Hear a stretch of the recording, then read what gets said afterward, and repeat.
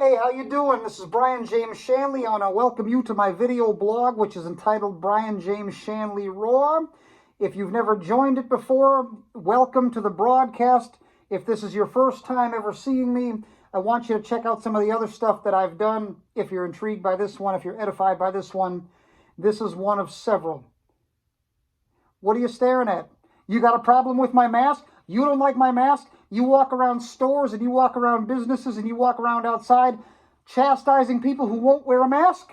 Anyone who doesn't wear a mask is a self-centered piece of trash that's trying to kill you because the corporations that own ABC, NBC, CBS, ABC, MSNBC, CNN, Fox, etc. have instructed you that your opinion needs to be that anybody who doesn't wear a mask is garbage. Now I'm wearing a mask just for you. I've got a Michael Myers. I've got a Jason Voorhees. I can wear any mask you want. That's the opening joke. Ah, he's ugly. Put the mask back on, please. I'm so ugly that I had to wear a mask before there was a so-called pandemic.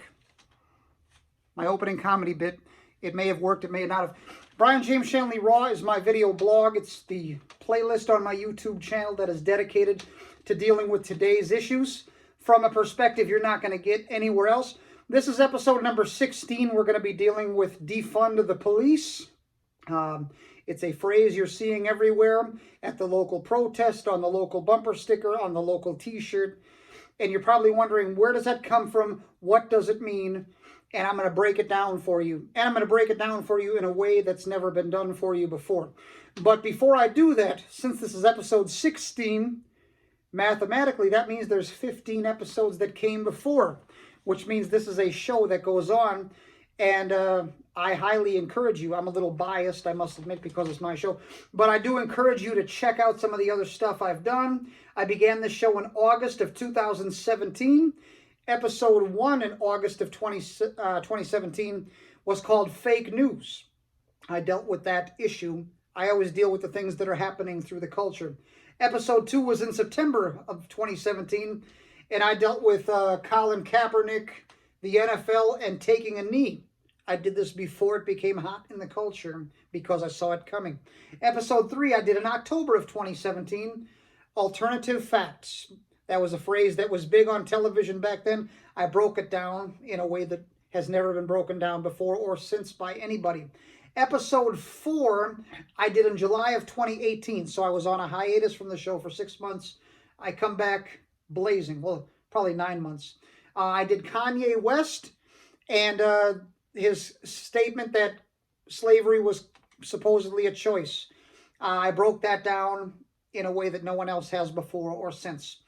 In May of 2019, so I took darn near a year off, or maybe it was March of 2019, if I remember correctly, I did 3/5 of a Man.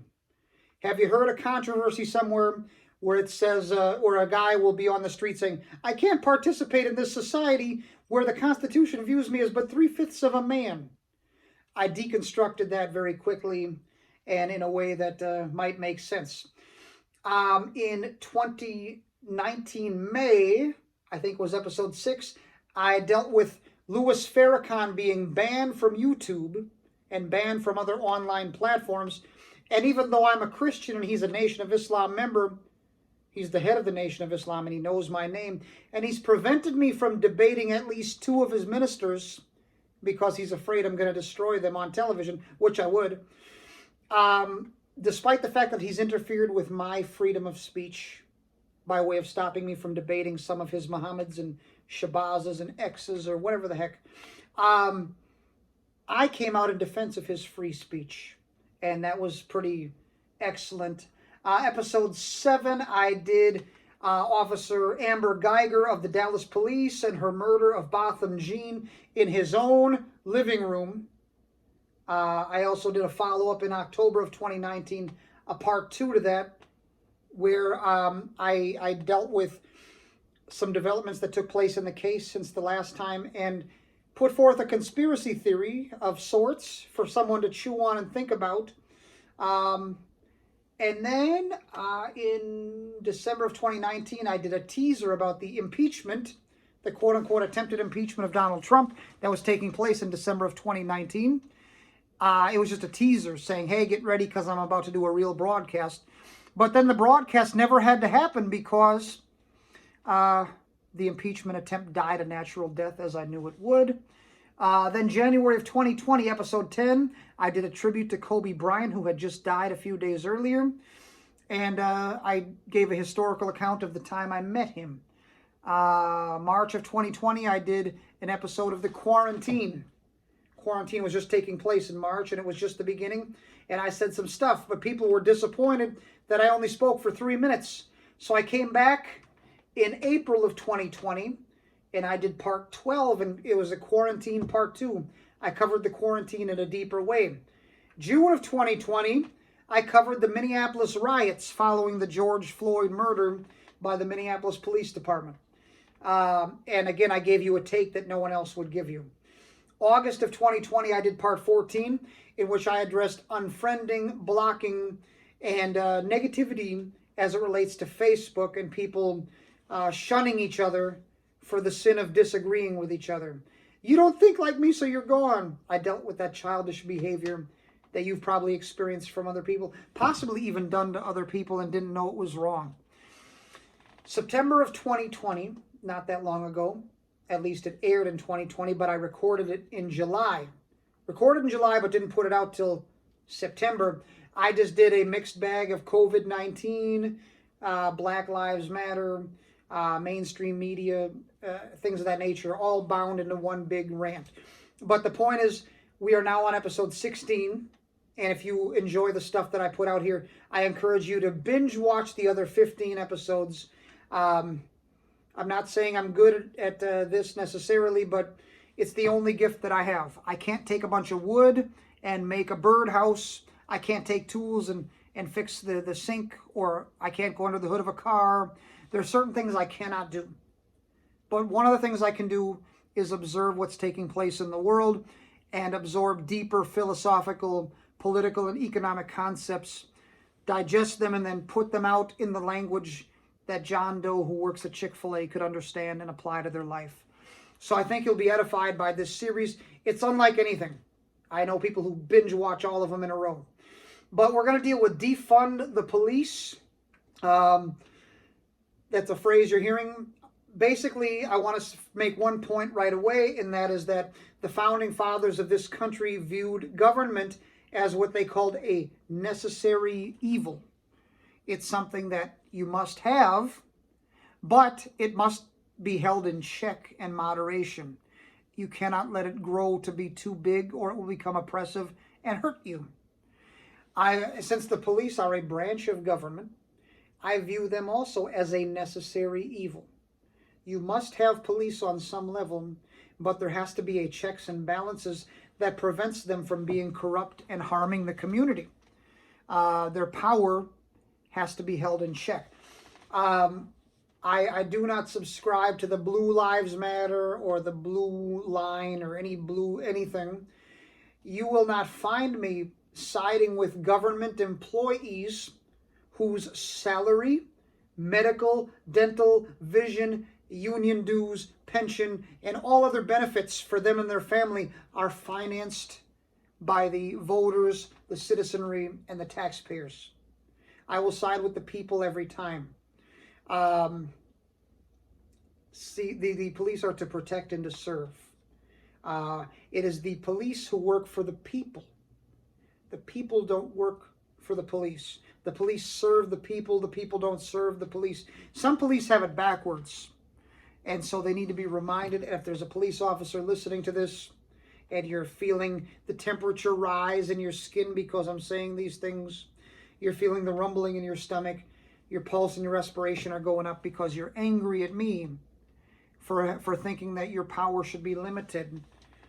I will tell you that whether you basically got a high school education plus the academy, whether you failed in the military and had to come back and do something else, put in your 20s so you can get your pension, whatever caused you to be in that position where you've got your uniform and your badge and your gun and your taser and your mace and your baton and your handcuffs and your doggy, never let it get to your brain that you are ontologically superior to the people.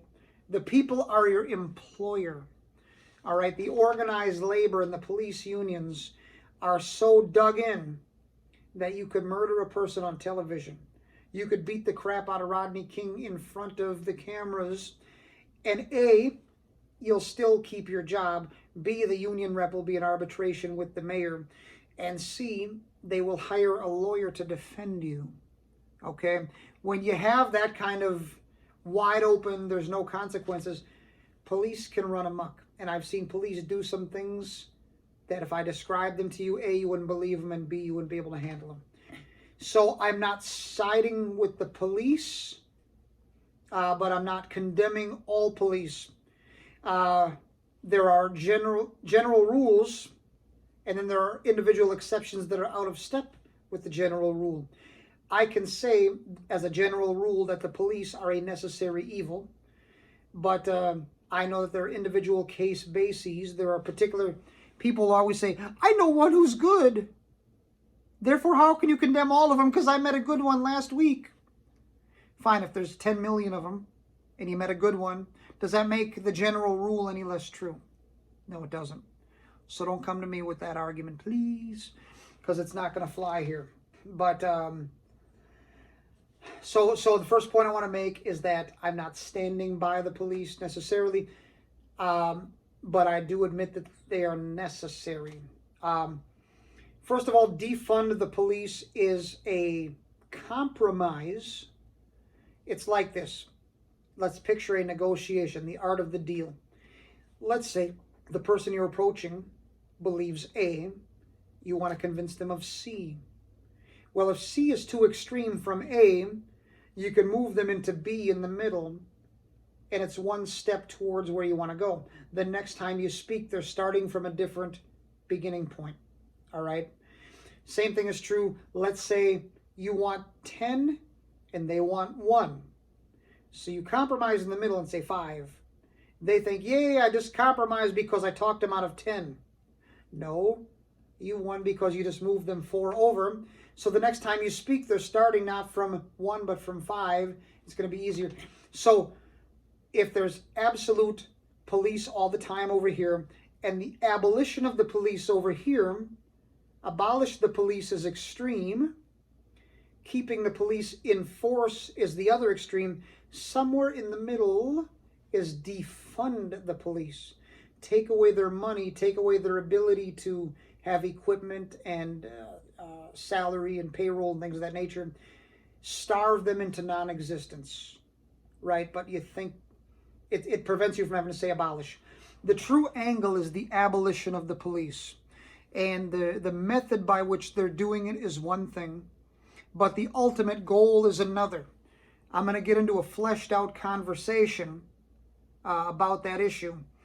But before I do that, my starting point, the Archimedean point from which I begin everything, is what we call in Protestant Christianity sola scriptura, that is the Bible. I can't believe he's starting with the Bible in a political discussion. I am. Daniel chapter 7. Prophet Daniel in the Old Testament had a vision that was given to him by God of 4 beasts. Okay? There were 3 beasts that were really unique, and he described them with Jewish apocalyptic literature and imagery that would have been something that an early Jew would have understood. His original intended audience would have gotten it just fine, even though today we don't necessarily get it without entering into a big conversation about that time period. The 3 beasts he saw, but that 4th beast was more frightening to him, more mystifying to him, and kept him up at night.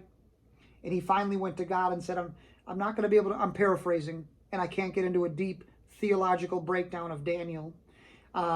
It's outside of the scope of this conversation. But basically that 4th beast is messing with me, and I'm not going to rest until I know what's happening. So what is the interpretation? Here's the interpretation of the 4th beast. The 4th animal will be a 4th kingdom on the earth, different from all the kingdoms. It will devour the entire earth, trampling it down and crushing it. Daniel chapter 7, verse 23. So Jewish scholars and Christian scholars have interpreted these four beasts or animals to be imagery representing the coming of several earthly kingdoms or empires. Okay? From Daniel's time period, all of them were yet future. From where we sit, a month away, or actually 10 days away from 2021, 3 of them have been fulfilled in past tense after Daniel with stunning accuracy to where people are saying, how could he possibly have gotten it? What, was God behind it or something? Can't be. Must have been UFOs. They got some other crazy explanation. Can't be God because I can't handle it. But this 4th one is future even from where we sit right now. We haven't seen it yet. But it's different. It frightened a prophet. You know, it's like if you see a blood thing, you know, like an injury that frightens a doctor. You see a court case that frightens a lawyer. You know, somebody's area of expertise, they're shocked by what they see. And it means it's unique and it's special and it's different. This particular beast, what you'll notice, it says different from all the other kingdoms, all the kingdoms. Every empire, every nation that's ever came in the history of the world before this is different. It's unique. It's set apart. It will devour the entire earth. Keyword is entire earth. It's not limited in terms of its geography. It's without limit. The entire earth is the scope. There's not a part of the planet that's not going to be under the influence of this particular kingdom. Okay? Devour means it's going to eat it alive. It's going to eat up the planet. But by what method is it going to eat it? By trampling it, stepping on it, and crushing it. All right? So the historic Jewish position and the Christian position building on it has always been that the close of this particular age, the closing out of human history as we understand it, near its climax, you will see the advent of a one-world, socialist, dictatorial, tyrannical, technocratic, despotic government. All right? It will be composed of a conglomeration of all the nations. And like I said, getting into an end times breakdown of Jewish apocalyptic literature and the closing out of this age is beyond the scope. But all political discussion ever should begin with that, because the coming of the one world government, as it were, which was predicted thousands and thousands of years ago. You'd think it was just done yesterday, this thing, but it was written thousands of years ago. We've always been looking for it. It's going to be headed by one man, which is the Antichrist, and it's philosophical / religious instruction as to what you should believe to be part of it. There's going to be a person called the false prophet that puts forth that propaganda. All right. So the Christian church has always looked for this and been watchful and weary of it. We can see it slowly coming to pass in bits and pieces. Instead of A and C, we've always seen it move B. We've seen it get closer and closer. It's going to show up one day. And even though God is bringing it about because he's before the happy ending, there's got to be this climactic thing. Before the credits roll and the music comes on, there's the fight at the end of the Rocky movie. There's the shootout with the drug cartel in the warehouse at the end of the cop show, right?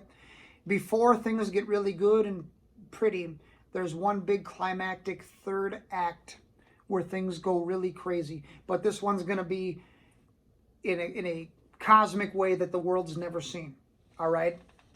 So now, even though this thing has to happen, it's a scriptural certainty and a requirement because of the things that this one world socialist, dictatorial, tyrannical government will stand for. The Christian has always sought to be on the other side of it, politically, philosophically, religiously. If this one world socialist, multi worldview system is saying A, we've always held to B. So anyways, how do you get independent sovereign nation states to lay down their independence and join up with this thing? Well, They have to be taught to do it voluntarily. And if that doesn't happen, if they're too stiff-necked, then it has to be forced onto them. Okay? Now, one of the methods by which it can be done is if there's a police force with this one world globalist idea in mind that comes into the independent sovereign nation states and makes them become subservient to the global scheme by force, if need be. Well, how do you get the people who have the greatest army on the planet and who have 300 million guns in private hands and who have billions of bullets in private hands? As the Japanese said, there will be a gun behind every blade of grass, which is why we didn't get invaded. How does a nation like that lay those things down? It's going to have to be involuntary. Something greater is going to have to come in. But if a segment of the population right here can be trained that the greater thing coming in is actually good, okay? If the bad guy who's here to hurt you, if you can be tricked into thinking that the bad guy here to hurt you is actually a good guy here to help you, then you won't put up a fight. You'll fall into the hands of the bad guy like an overripe fruit, okay? How do you get someone to be in that kind of an intellectual and moral condition? It takes a long time. It takes a propaganda campaign, okay? But the ultimate goal is to abolish the police. So when someone says defund the police, it's one of those forgive them, Father, for they know not what they do things. They're saying defund the police because their civil rights leader taught them that that's the slogan. But their civil rights leader gets their funding through their so-called not-for-profit from a globalist corporation that would scare the crap out of you.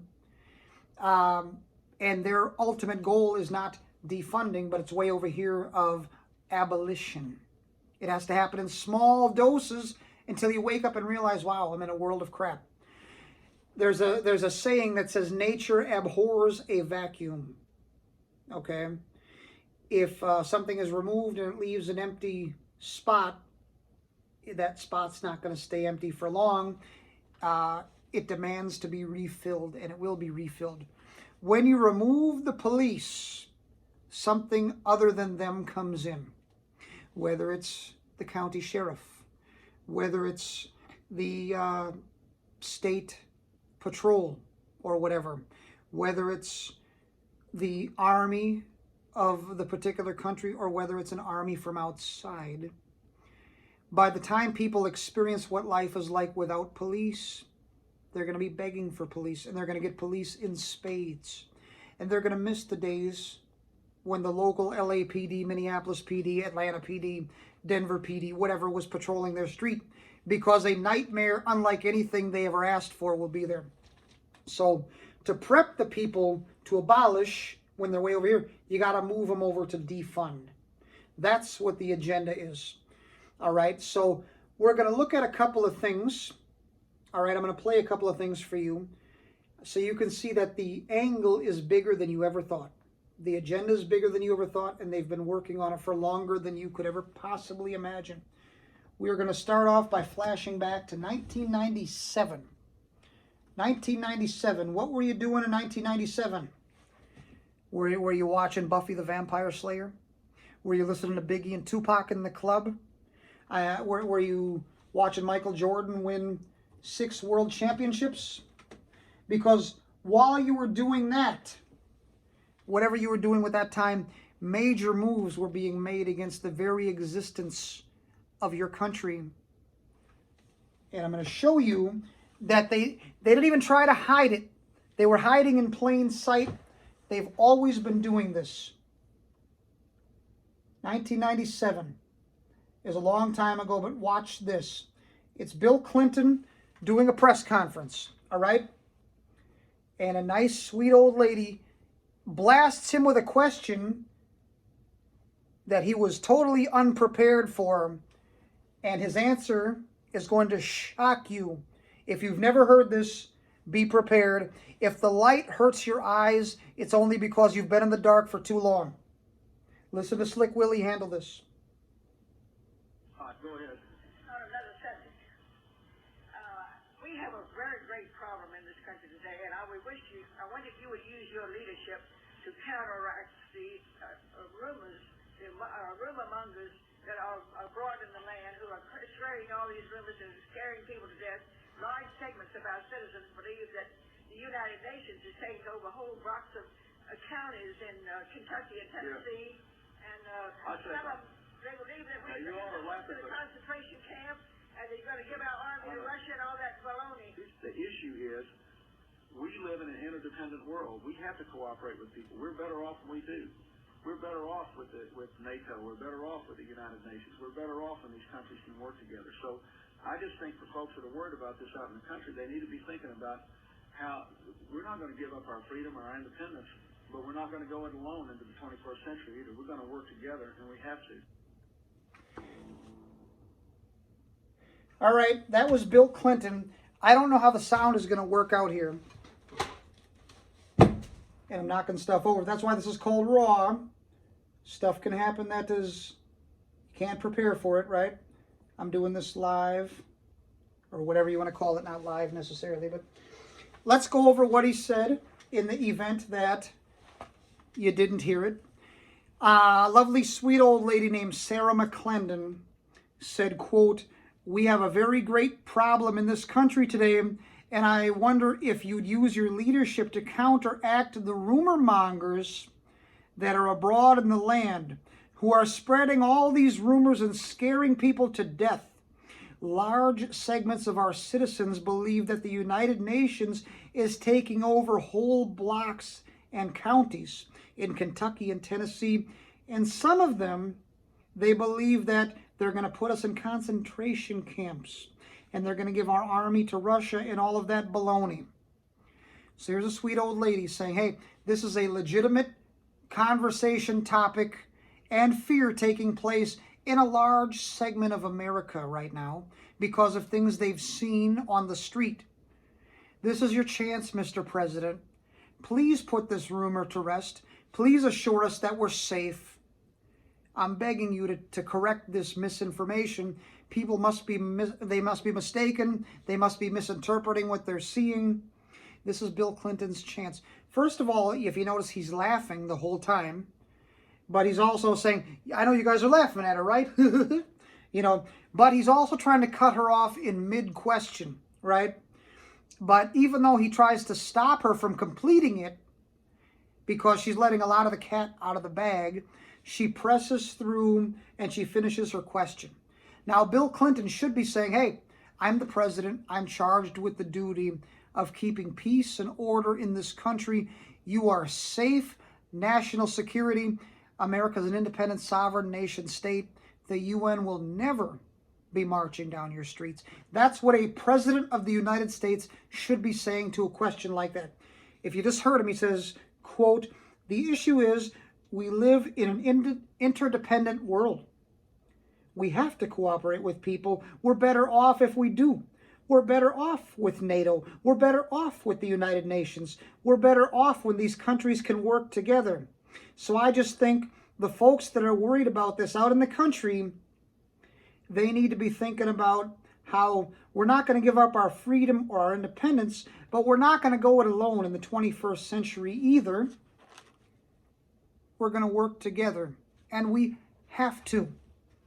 So his answer is, you know what? We're heading to the 21st century. What was Bill Clinton's big thing? I'm going to make a bridge to the 21st century. Well, that's what he was doing. He was getting the world ready for what they call Agenda 21. I don't know if that's a reference to the 21st century or 2021.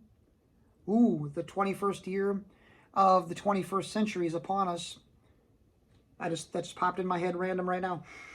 He's supposed to be calming her down, but he's basically saying, look, we're living in a world where countries are becoming entangled and intertwined. It's unavoidable, basically, and we have to cooperate. He's literally telling an independent sovereign nation state what they have to do as it relates to multinational conglomerations of countries. He says we have to work together. We're not going to give up our independence, but we're not going to go it alone either. So he's making decisions, but he's not denying that UN troops are indeed taking blocks in Tennessee and Kentucky. He's basically saying, you know what, learn to live with it, because you're going to see more of it. That's Bill Clinton. That's 1997. Okay? So how do you prepare people to get ready to view that as normal? You have to upset them and make them hate the local police.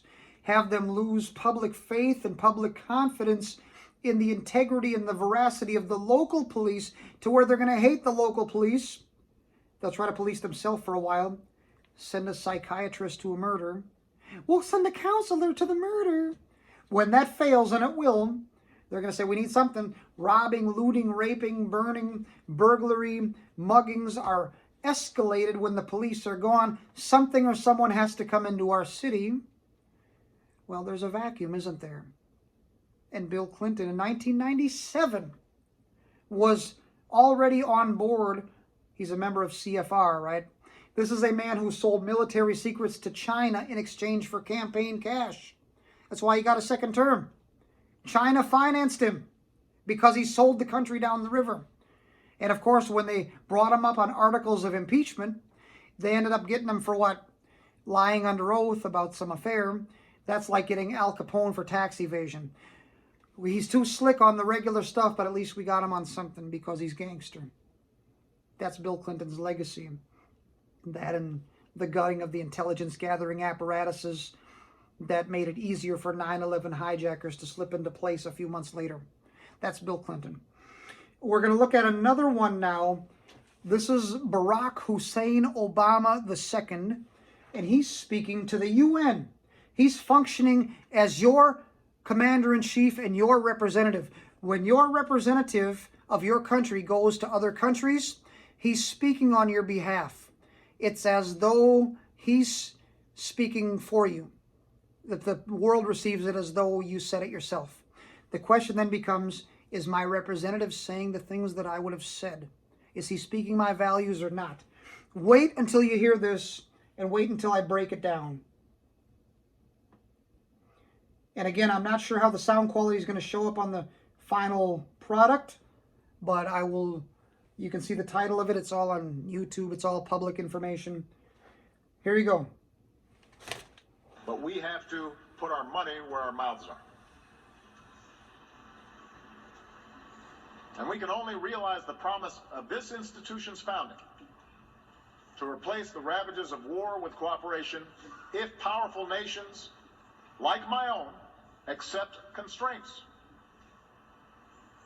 Sometimes I'm criticized in my own country for professing a belief in international norms and multilateral institutions, but I am convinced that in the long run, giving up some freedom of action,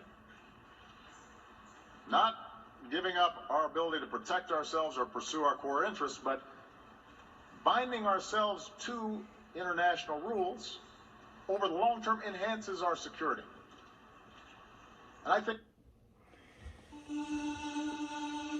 that was Barack Hussein Obama II. I was born in 1976.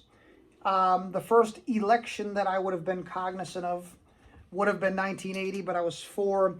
The first election that I remember is 1984. I've been a quasi-political animal ever since, and I've lived through a lot of presidents in this lifetime, good, bad, and ugly. Out of all of them, there's only one president that during their entire reign, I could not survive through an entire speech, and that's Barack Hussein Obama II. And it has to do with the fact that he always spoke in globalist, pan-Leninist, corporate language that I'm philosophically trained to understand.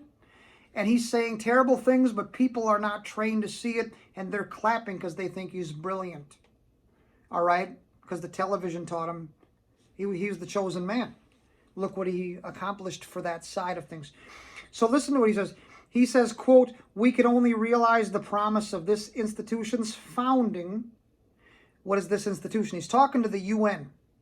The United Nations, the United States was a part of a league of nations of some kind prior to the UN.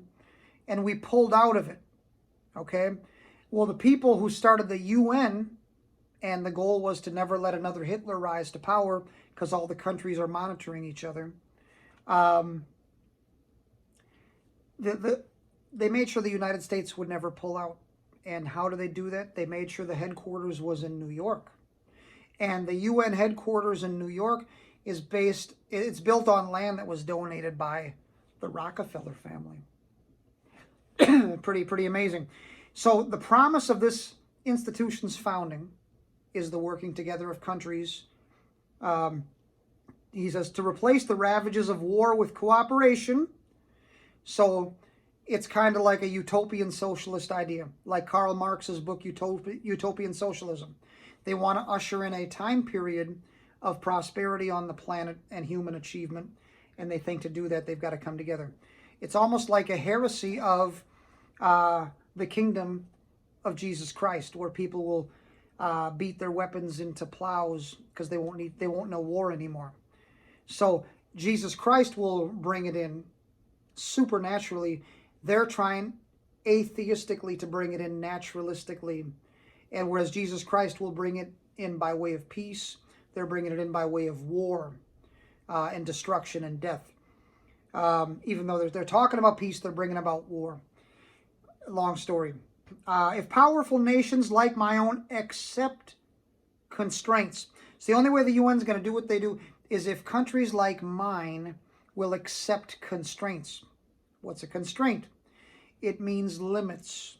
It means handcuffs. It means something greater than the United States telling the United States what it can and can't do. The UN's ultimate goal of world peace is only possible if America will accept something greater than them telling them what to do. That's your commander-in-chief talking to the rest of the world. Is he representing you? Sometime, and here he's trying to play martyr. Poor Barack. Sometimes I'm criticized in my own country for professing a belief in international norms and multilateral institutions. He's saying, rest of the world, I'm hip and I'm culturally informed, but I represent a country where the people are behind the times. And sometimes they give me crap because I'm so far ahead of them. You know, in one way he's saying, you know, my country's not on board, but I'm working on it. And the other one, it's almost like, please help me with these people. You know, but either way, he's representing you, but he's putting you under the bus. It's the ultimate sellout, smiling in your face, giving you a speech that makes you clap and happy like he just did something for you. Then he's going to other countries and selling you down the river. That's what he's doing in front of the world. It's some sick crap. But I am convinced that in the long run, giving up some freedom of action. So the plans of the world are dependent on America giving up some freedom to make its own decisions. Not giving up our ability to protect ourselves or pursue our core interests. He had to throw that in there. But he's defining what our core interests are. But binding ourselves to international rules. So what does binding mean? If I get arrested by a cop and they take the zipper tie on my wrists, they're binding my wrists. He wants constraints and binding put on the United States of America by the UN. So whereas our Constitution gives us certain freedoms, he wants that Constitution to give way to some kind of international law. All right? Binding ourselves to international rules over the long term enhances our security. He's telling you the total opposite. We're giving up our security, but he's saying, no, it actually enhances. No, it doesn't. He thinks you're stupid. All right? So 8 years of this stuff, this kind of stuff of selling America down the river time and time again. I hate to say it, but this is what got Donald Trump elected. Because when people who like America and like the Constitution and like freedom have not been addressed for 8 years, but have been vilified for 8 years, and then someone comes along and says, instead of America last, let's do America first, it resonates with people. That's what that revolution was all about. All right? That's why that happened. You say, how did Donald Trump get elected? Barack Obama got him elected because he was so far left of center. So now we're going to move on, and I'm hoping you're seeing the pattern here. United States giving up its sovereignty, okay, is the ultimate goal. Getting the UN in here to pull it off is the biggest goal, is the method by which that goal is achieved. But how do you do that? The people have to be receptive by hating their local police. It's a big, big, big thing. Let me run something else by you here. This is going to be irritating, but it's something you have to know, all right?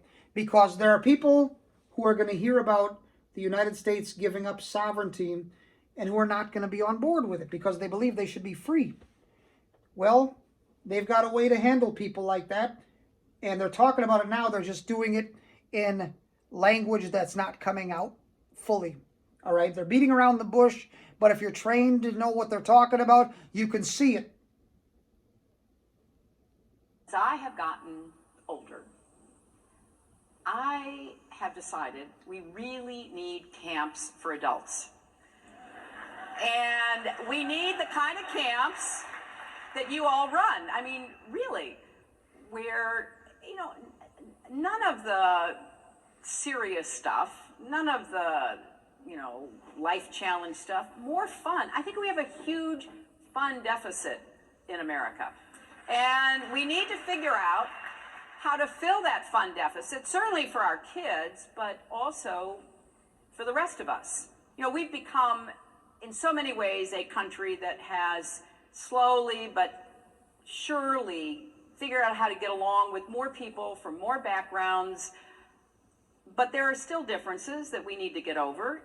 You know, I said the other day at an event that, you know, we're much less racist, sexist, homophobic, all of those things. But we sure don't want to spend time with anybody who we disagree with politically. I mean, that is just too stressful. So, you know, maybe mix it up a little bit. You know, you can have the red cabin, the blue cabin, have to come together and actually listen to each other. Wouldn't that be a novel idea? And sort of create this, you know, much more open dialogue opportunity, which I would like to see more of in our country. Why aren't you the landlord? Yes, you. Why aren't you? Have you ever heard of a more irritating human being in all of life than Hillary Rotten Clinton? This is a woman who was a student of Saul Alinsky, and one of her heroes is Mao Zedong, who did the fundamental transformation of China, which was preceded by a cultural revolution where he trained a generation of kids to hate the history, heritage, and culture of China and embrace something else, used them to overthrow the existing conditions, and then once they were used up, he killed all of them. But anyone who disagreed with the communist position, he put them in re-education camps where they were killed, where they were starved, where they were worked to death. But the idea is you go into this camp and you are beaten into submission through hard labor until you will bow the knee and admit the official state position on various subjects. Once you've been retrained, then you're fit to go back into society and try to produce for the state. So Hillary says, as I've gotten older, I've decided we really need camps for adults. All right? And now, she said, and we need the kind of camps that you all run. I mean, really, where, you know, none of the serious stuff, none of the, you know, life-changing stuff. So she's not talking about, you know, like a retreat or whatever. More fun, I think. I think we have a fun deficit in America because we don't have an NFL, a Major League Baseball, an NBA. We don't have amusement parks. We don't have vacation destinations. Well, there's a fun deficit in this country. That's a lie from hell. But that's how she's softening the blow. See, there's language here where the agitator, in Leninistic writings, they would call it the red agitator. In America, we call the red agitator a community organizer. But it's a person who takes the platform and calls out to the proletariat in the language of the revolution, where the average person hears it and they hear a certain thing, but the person trained to be part of the movement hears it in their language, and they understand exactly what's being communicated. If you're trained in history and philosophy, you understand she's calling out to a proletariat, saying there needs to be re-education camps in this country. And we need to figure out how to fill that fund deficit, which there isn't one, certainly for our kids, but also for the rest of us. A camp for adults, okay? You know, we've become in so many ways a country that has slowly but surely figured out how to get along with more people from more backgrounds. So we've made progress in all uniting for the one world multiculturalist thing. But the conjunction, because everything before but is always bullcrap, there are still differences that we need to get over. Okay, we're dealing with backgrounds. You know, I said the other day, you know, we're at an event, we're much less racist, sexist, homophobic, and all those things. Because she thinks if you disagree with someone's philosophy, there has to be a race, sex, or homosexual issue. It can't be based on the subject matter, right? But we sure don't want to spend time with anybody that we disagree with politically. So now she's finally getting to what the camps are supposed to be about. If you disagree politically with the one world multiculturalist idea, you have to go there. I mean, that is just too stressful. She's going for a cheap laugh out of her bootlicking audience. So, you know, maybe mix it up a little bit. Okay, here's where we go. You know, you can have the red cabin and the blue cabin have to come together and actually listen to each other, which is code for if you have differing opinions, you have to come here and listen to the official state position of various issues, okay? Wouldn't that be a novel idea and sort of create this, you know, much more open dialogue opportunity? Have you ever been at a review at a job where they talk about the opportunities? They're talking about, here's your strengths, but here's your opportunities. Here's where you succeeded, but here's the opportunities. It's a way of saying, here's how you failed.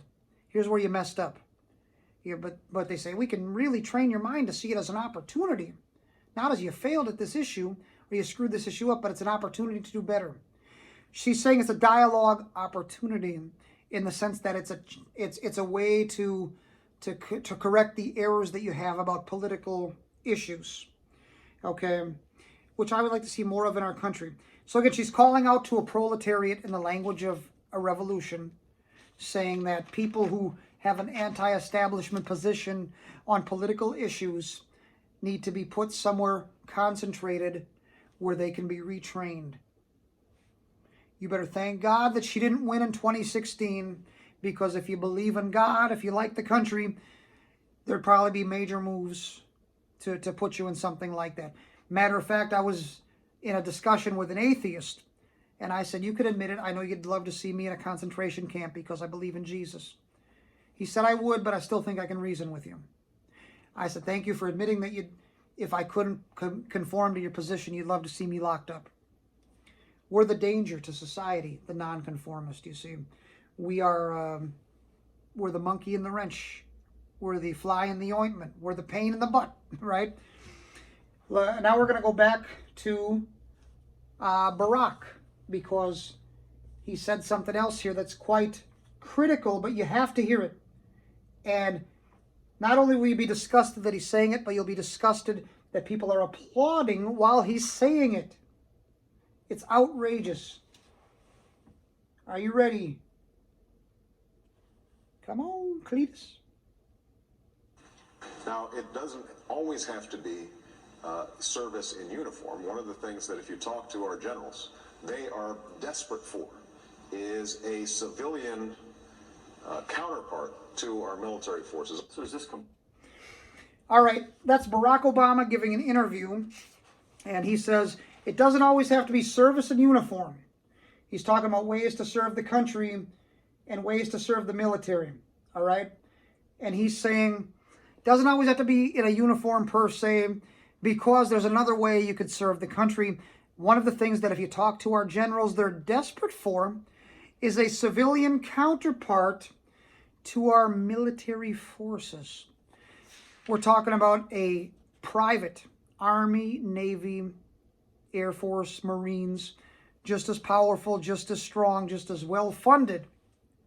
Do you want a private military that reports directly to the president, that's not part of the government, to march down your street and have the power to hurt and arrest your family? It doesn't sound like an American talking at all, does it? No, it does not. But again, how do you get the people ready to receive a civilian national militia with favor? You train them that the police need to go. If people won't say abolish the police right now, that's all right. Just get them to defund it, because it's one stop on the bus ride towards the abolition. This is running long, but this is good stuff, all right? And I've condensed this and I've cut some stuff out. Here we go. This is a real kicker for you. They've been fighting them all over the country, which is why we're going to do this march from here to Washington. We need the Justice Department to step in and take over policing in this country. In the 20th century, they had to fight states' rights, and to get the right to vote, we're going to have to fight states' rights in terms of closing down police cases. Police must be held accountable. I don't think... All right, so that's Reverend Al, and the interesting thing about him is, since he has that church title of preacher, and since he's famous and he's well funded by very powerful political special interests, and he's had his face in front of a camera, when he receives a message from his corporate paymasters that they want Joe Schmo on the public to believe, he says it in front of the camera, and then Reverend Billy and Elder Jimmy at the local National Baptist Convention or Church of God in Christ or AME Church or whatever, here's Reverend Al, who's famous, say such things as, we need the Department of Justice to take over policing this country. And guess what comes out from the mic on Sunday morning?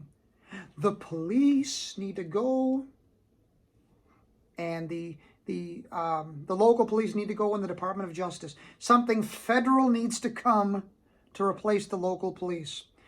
And obviously, since the 10th Amendment gives the individual states the ability to opt out of something that's federal, that the Constitution doesn't give the federal government the power to do, he includes in there, we have to fight states' rights.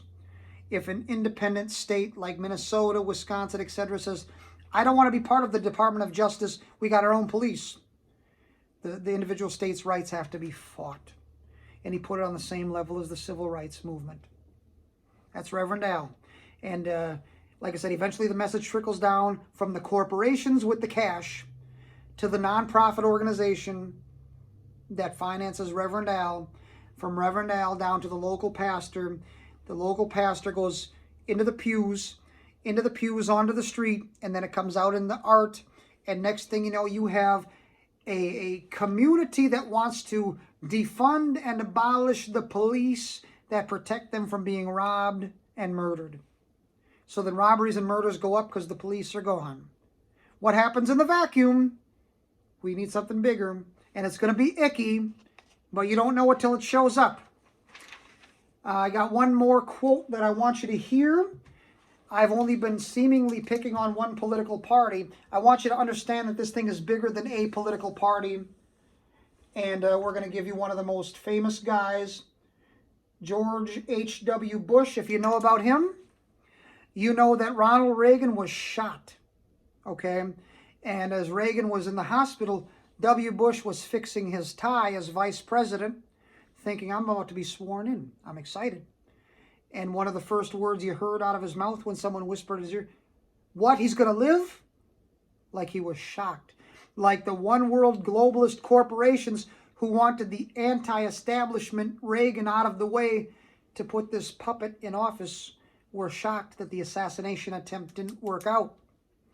Of course, the Reagan after the shooting was much more neocon and more friendly to the military-industrial complex, and bad stuff happened after that. But the Reagan before that was anti-establishment and was kicking butt for the country.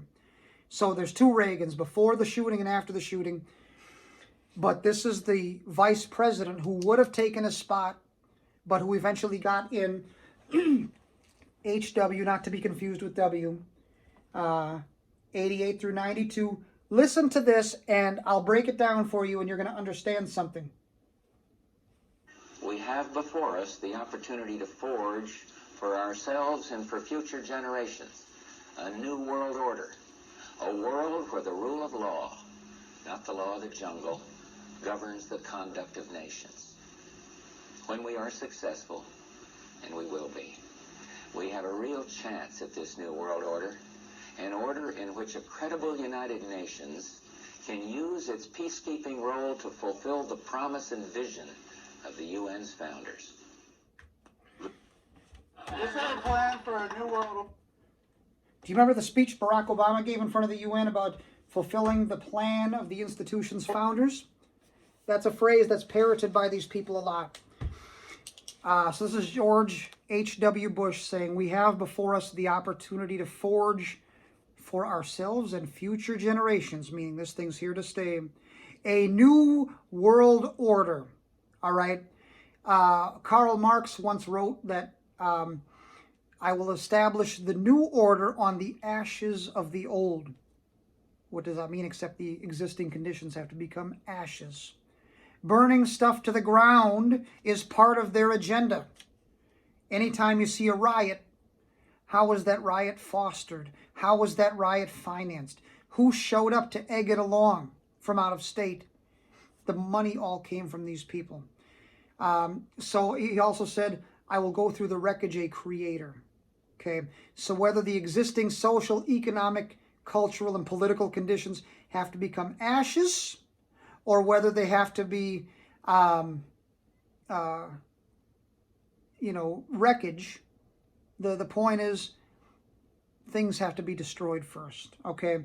But ultimately out of that will arise this new world order built on the ashes of the old world order.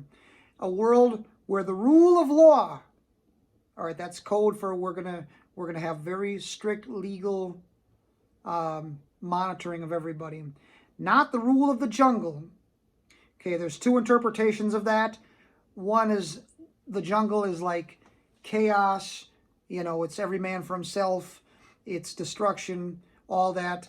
The other is, some people think it's a backwards racist thing against non-white people, as in non-white people will be severely eliminated or at least depopulated. A lot of them will go. So whether you interpret jungle the one way or the other, that's deliberate wording, and someone wrote that teleprompter for him. So where the rule of law, not the rule of the jungle, governs the conduct of nations in the plural. So something greater than the nations in the plural is telling the nations what the rules and the law are.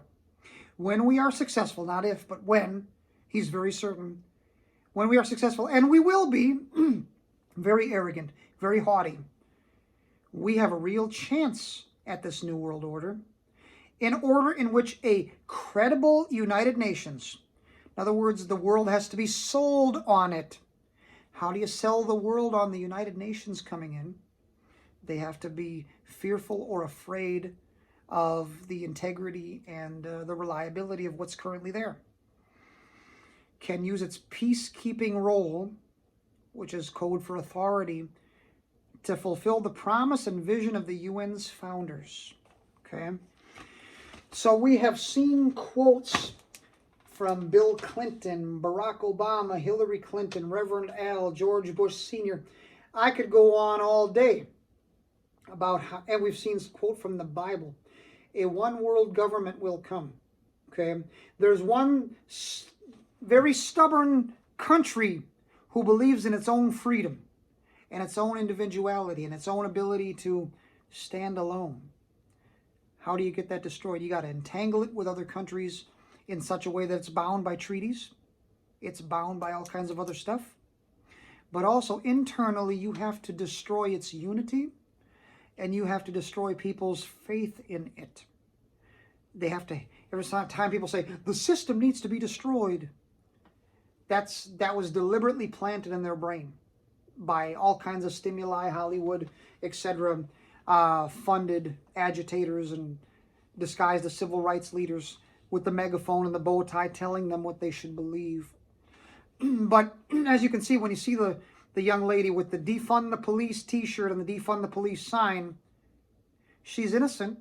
She doesn't know what she's carrying the bucket for. And anytime there's ever a overthrow, a Soviet-style overthrow of a country, the first people that get shot to death are the people who carried the water for the revolution, who brought it about on the street. And they're saying, why'd you do this? Because if you're willing to turn on this country, this order, you've shown your character and you're going to turn on us too.